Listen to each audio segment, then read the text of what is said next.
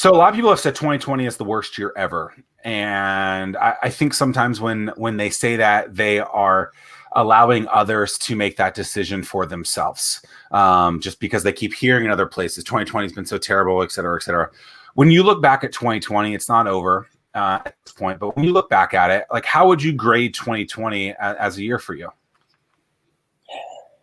I think it's a mixed thing. I don't think we have the perspective historically to look at things like 50 million people passing away in the Spanish flu 100 years ago and things like that, when the whole population of the earth was much smaller.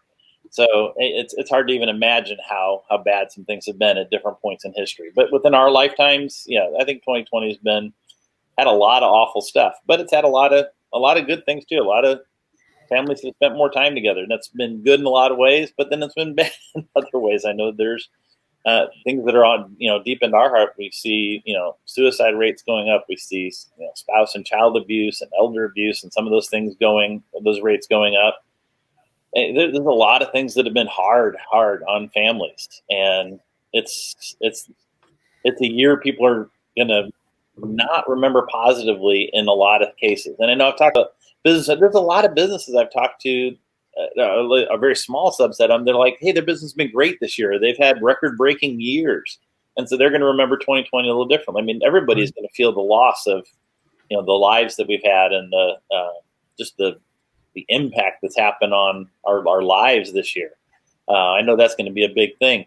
For us, I think as a family, even though it has not been at all any element of plan A, B, C, or D, what we planned to happen with the theater and all the stuff we've had to deal with. Not to mention, I mean, we had a big second-story window busted out with the riots that were down there, and before we were able to go live with the show, we had pictures on the news of tear gas being lobbed in front of our new sign in the building. Oh gosh, it's been a crazy year, but it's also the year that this thing we've been dreaming about and really wanted to put on started. And so when we're still down there in 5 and 10 years, and we see other things like this growing in the oceanfront, which we hope we aren't the only one in 5 or 10 years down, and we hope to see more things like this down there for families, that we look back at 2020 and say, as bad as that was the year that this got blessed and started to move forward. And those challenges hopefully made us stronger through this. Well, as the great Kelly Clarkson says, what doesn't kill us makes us stronger. I don't think she's the one to say that originally, but gotta love that song. So I was hoping you would use the word family. So is there anything, because it's in everything for you, right? Yeah. Is there something that you've been able to do more of with your family because of 2020? Because I look at it and, like, my wife's been working from home every day this year, and that's never happened before. And so it's been lovely to have something like that. Yeah, it's been lovely to have that there. She's not watching, so I don't have to worry about that. It's been an interesting year because we moved here to Virginia Beach about 7 years ago, and we just finally become empty nesters. Our son had gone off to college in Missouri. We moved here from Indiana. Our daughter was just finishing college and had gone off to do some summer stock theater. But by a year later, we had both kids here in Virginia Beach, and our daughter had moved here to get some surgery on her ankle and ended up getting hired by the Virginia Opera. And worked with them for a number of years. My son sort of rethought what his college plans were and ended up coming out here and doing a cinematography degree at Regent. And one thing led to another. With some of the stuff that was shifting, our daughter wasn't sure about signing a lease, had moved in here temporarily when all this hit.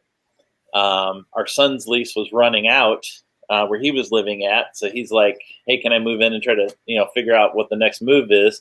And so we actually ended up with both kids as adults under our roof during all this. And the opera furloughed some people, and then just recently let a lot of their staff go because they were planning on starting back in January, and they've now shifted that to a fall of 2021 season with a new executive director, and they're not sure how that's all going to pan out. Our son's got a great job here working locally. He had planned with a group of people to move down to Atlanta this year, and they were going to get into the film industry, which sort of disappeared in Atlanta. So he's here with a good job, but he's had times where they've had him forced because of COVID to work from home. Our daughter has been working from home till the news recently. My wife works for the city of Norfolk, and she's working from home 95% of the time they go in to take care of a couple things in the office here and there. I haven't had the same experience a lot of people had of, we're just sitting at home and relaxing and had a lot more free time to take up knitting or whatever during this year. And, chefs, I've been at the theater constantly, and we've been working from first thing in the morning until well past midnight most days of the week. And well, you don't look tired. Really taking a break. The Fervent 4 is powered by the Small Business Development Center, which helps local small businesses grow through counseling. If you're interested in learning more on how the SBDC can help your business, head to startwheel.org/weekly. Great plug there. Jim Carroll from SBDC advised us a number of times. He's been invaluable. So I'll give a big plug there for SBDC. You would love to.